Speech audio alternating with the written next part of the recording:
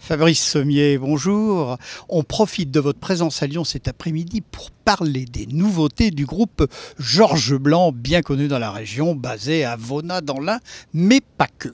Alors, je crois qu'il y a une nouveauté que vous souhaitez nous annoncer, c'est celle qui a un rapport avec la charmante petite cité œnotouristique de Romanèche-Thorens. Je vous écoute, Fabrice. Oui, donc le groupe Georges Blanc a racheté un hôtel-restaurant qui s'appelle Les Maritones, qui est bien connu à Romanèche-Thorens. À côté de chez Georges Duboeuf, pour ne pas le citer. Ah ouais, à 200 mètres de chez Georges Duboeuf. Et donc on va effectivement s'implanter, si je puis dire, dans le vignoble du Beaujolais, mais on était déjà très proche avec Villefranche, donc avec Jasson-Riotier, avec l'embarcadère. Et puis on est aussi, on va avoir une étape sur le long de la Saône, pratiquement tout le long. Donc c'est intéressant. Alors, ce domaine, parlons d'un domaine, bon, effectivement, dans plusieurs hectares, il y a des vignobles, il y a un restaurant, il y a un hôtel. Parlons d'abord du restaurant, comment va-t-il s'appeler et quelle va être, j'allais dire, sa ligne de conduite en termes de gastronomie? En fait, il va s'appeler donc Rouge et Blanc, c'est un restaurant... Rouge et blanc, voilà. Rouge et blanc. Et blanc, blanc on comprend, Georges Blanc, rouge. Mais parce qu'on est dans le Beaujolais et que je pense que ça va être l'idée d'en faire effectivement une ambassade autour du vin, tout en restant dans une... J'aime pas le mot bistronomie parce que je trouve que ça veut pas forcément dire quelque chose de ni valorisant ni dévalorisant, mais c'est pas un mot qui me plaît. Ça va être un endroit où on va bien manger, où on va avoir un ticket moyen qui va être raisonnable dans les 40 €. Dans le style des brasseries que l'on connaît, l'embarcadère, voilà, à Jasson-Riotier, le centre à Lyon, le Splendide à Lyon. Absolument, on va être dans cet esprit-là, dans un esprit de cuisine gourmande, pleine de goût, avec une carte des vins qui va faire une grande part, bien sûr, à la région du Beaujolais. On est en plein cœur donc, du Beaujolais, de l'appellation Moulin à Vent, et on va effectivement essayer de... je vais mettre en place une carte des vins qui va mettre vraiment en avant les vignerons du Beaujolais, les vignerons du Mâconnais, et puis après tous les vignerons autour de nos régions qu'on aime et qu'on aime défendre. Et puis il y a un peu de champagne, un peu de tout ce qui va bien, quoi. Et puis il y a un vigneron qui a aussi de jolies vignes, Georges Blanc. Oui, absolument. Alors, Monsieur Blanc est propriétaire de 17 hectares à Azé, donc on y fait du vin blanc et puis des vins effervescents. Donc, bien sûr, ces vins-là seront proposés également à la dégustation et à la vente dans ce restaurant.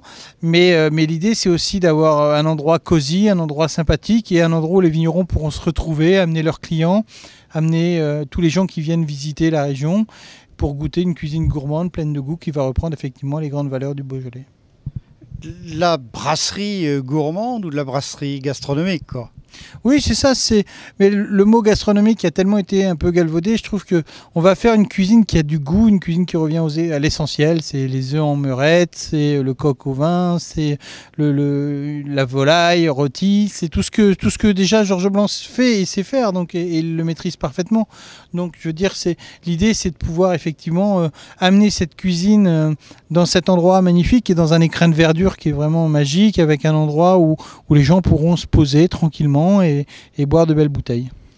Le savoir-vivre, le savoir-être, le savoir-manger, basé sur un triptyque éternel et bien connu des vrais cuisiniers, sélection de bons produits, l'aspect un peu lacaveur, aller les chercher dans les environs, une belle cuisson et le juste assaisonnement. Il n'en faut pas plus, point d'ostentatoire. Restons sur les valeurs de terroir traditionnelles et fondamentales. Absolument, c'est tout à fait ça. Et puis pour les vins, on fera la même chose, c'est-à-dire qu'on ira chercher autour de nous, dans tout le terroir du Beaujolais, les crus et les appellations Beaujolais, Beaujolais Village, pour se faire plaisir et surtout faire plaisir aux gens qui viendront les déguster. On profitera aussi un petit peu d'avoir quelques vins d'autres régions pour les gens qui sont de la région du Beaujolais et qui ont envie de découvrir un peu autre chose. Mais je pense qu'on a aussi, on est au carrefour de plein d'idées et en même temps, on s'aperçoit que le no-tourisme, Georges Duboeuf, pour ne citer que lui, mais il n'est pas le seul, mais il a été un précurseur. Je veux dire, le hameau du vin est une ode au Beaujolais, au vin du Beaujolais, bien sûr à ses vins aussi, mais il a aussi su passer outre ses vins et aller faire découvrir le Beaujolais aux gens. Et c'est un parc extraordinaire pour le no-tourisme et pour les gens qui veulent découvrir effectivement la région. Donc je pense que nous, on sera à côté de chez eux et on a des relations amicales et de vraies bonnes relations, des relations continues depuis des dizaines d'années entre Georges Blanc et Georges Duboeuf. Donc ça ne peut que bien se passer. On aura bien sûr des vins de la Maison Duboeuf à la carte, des vins du Châtelard, des vins du domaine des Capitans. Et puis on aura les vins aussi de tous les autres vignerons de la région. Et tous ceux qui viendront chez nous pourront goûter leurs vins.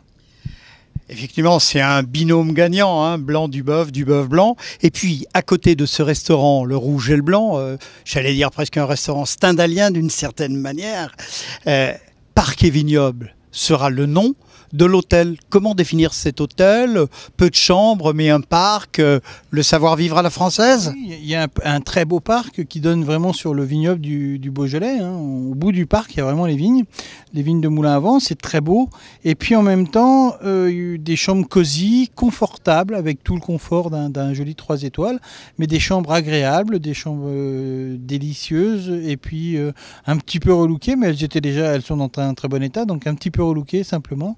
Donc il y a 23 chambres, donc de quoi aussi pouvoir profiter pleinement de la cave le soir et du salon. Et de la piscine l'après-midi? De la piscine l'après-midi et puis du salon avec pour terminer tranquillement avec une eau de vie et un cigare. Concrètement, les travaux ont commencé? Ouverture mi-octobre peut-être? Alors les travaux n'ont pas encore commencé, les travaux sur le point vont commencer, on sera sur une ouverture mi-novembre. Mi-novembre, donc... sans doute pour le Beaujolais nouveau? Vous me l'enlevez, mais c'est presque un peu ça. L'idée, c'est d'ouvrir au moment du Beaujolais nouveau. Parce que je pense, et n'en déplaise à ceux qui n'aiment pas le Beaujolais nouveau, je pense que le Beaujolais nouveau, c'est un lien amical et surtout un lien social fort. Et que c'est intéressant de pouvoir proposer aux gens des vins nouveaux sur une ou deux soirées comme ça pour se faire plaisir et puis pour passer une soirée amicale. Une autre actualité dans le groupe Georges Blanc?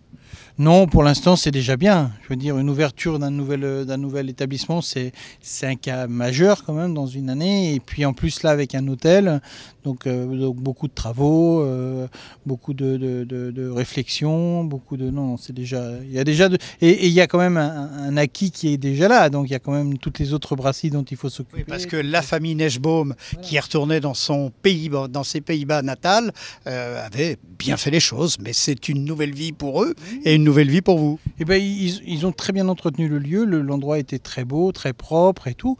Et puis ils avaient envie, je pense, d'aller vivre autre chose, leur retraite, retourner dans leur pays qui est les Pays-Bas. Et je pense qu'ils avaient vraiment envie de se faire plaisir, de repartir. Et je pense qu'ils nous l'ont dit, ils sont fiers aussi de vendre à quelqu'un comme Georges Blanc parce qu'ils savent que ce qu'ils ont fait et tout ce qu'ils ont créé ne va pas s'envoler comme ça pour faire du patrimoine ou de l'immobilier. C'est vraiment du savoir-faire à la française qui va continuer le travail. Fabrice Sommier, merci. Vous nous avez donné, j'allais dire quasiment en exclusivité, à quelques jours près, les nouveautés de la maison ou du groupe Georges Blanc. Hein. Et puis je crois que vous allez retourner dans cette belle maison triplement étoilée. Mais encore une fois, pas que, puisque vous avez en charge la sélection des caves à vin des nombreux satellites de Georges Blanc. Fabrice Sommier, merci. Belle fin d'après-midi et à très bientôt à Romanèche-Torin. À très bientôt, au revoir. Au revoir.